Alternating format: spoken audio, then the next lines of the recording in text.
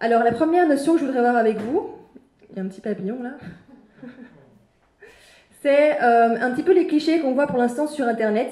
Parce que oui, depuis peu, en fait, tout le monde est expert sur Internet, tout le monde est coach, tout le monde est expert, tout le monde est tout, en fait, depuis quelques mois, comme ça.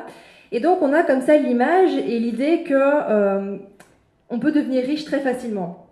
C'est-à-dire qu'on peut devenir millionnaire en un mois. Qui a déjà vu ce genre de coach sur Internet vous dire que ce serait facile et qu'en un mois, finalement, grosso modo, vous seriez riche. Ok. Et est-ce que ça marche aussi rapidement? Ok. Parce que, voilà, l'avantage, c'est que ça nous montre que c'est possible. Aujourd'hui, avec l'ère d'Internet, on a vraiment la possibilité d'avoir accès à beaucoup de ressources, dont la connaissance, et c'est possible, effectivement, de s'enrichir, peu importe notre milieu social, on peut tous, finalement, avoir une vie décente, s'enrichir pour ceux qui veulent s'enrichir, et bien matériellement. Donc ça, c'est la super nouvelle. Mais peut-être que je vais casser des fantasmes ce soir, mais non, c'est pas en 5 minutes que ça se fait, à moins que vous gagniez à l'euro million. Mais même quand vous gagnez à l'euro million, en fait, voilà, c'est souvent, il y a des études qui montrent que on perd beaucoup l'argent en général après, parce que les gens n'ont pas l'éducation financière qui va avec. Donc c'est pas tout de s'enrichir, mais il faut pouvoir gérer finalement son argent, ok? Donc l'idée c'est, voilà, c'est de vous dire, c'est pas de vous décourager, bien au contraire. Je crois vraiment que c'est important de se réaliser au niveau matériel et financier. C'est juste de savoir aussi quel est le prix à payer finalement dans ce qu'on va entreprendre, parce que tout a un prix dans la vie, on le verra après, il y a des avantages partout, des inconvénients partout, et donc c'est est-ce que vraiment vous êtes prêt à mettre toute l'énergie nécessaire pour atteindre vos objectifs, ok?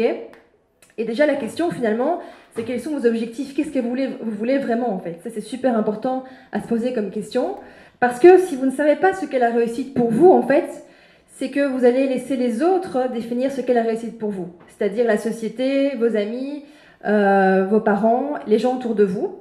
Et en soi, qui a envie de laisser finalement les autres diriger notre vie? Ah ouais, ça me rassure.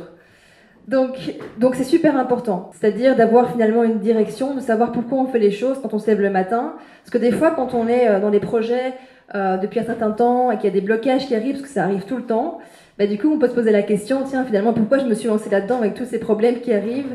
Mais le fait de savoir finalement pourquoi et à quelle valeur ça répond chez vous, ça va vous aider.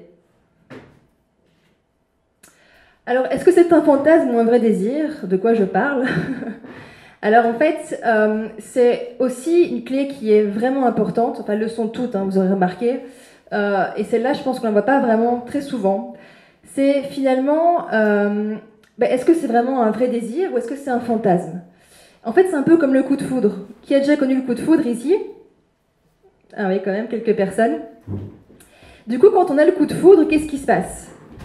On rencontre la personne, il est merveilleux, elle est merveilleuse, on voit tous les avantages en fait de la personne, ils sont toujours bons, elle est toujours sympathique, donc tout va bien en fait.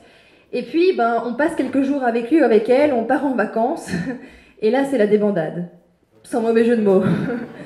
On se rend compte qu'elles ne sont pas toujours bons le matin, il n'est pas toujours bien coiffé, il n'est pas toujours très sympathique, et donc on est face à la réalité au final d'une personne. Et souvent, on pense que quand on a le coup de foudre, on aime la personne en fait. Mais c'est juste une illusion d'amour, c'est pas vraiment l'amour. Par contre, après cette phase de chaos de quelques jours, si on continue à rester avec la personne, on peut réellement parler d'amour. Parce que aimer quelqu'un, c'est aimer les deux parties. C'est-à-dire, c'est aimer les côtés qui sont agréables et les côtés qui sont moins agréables. Et c'est pareil pour nos projets en fait.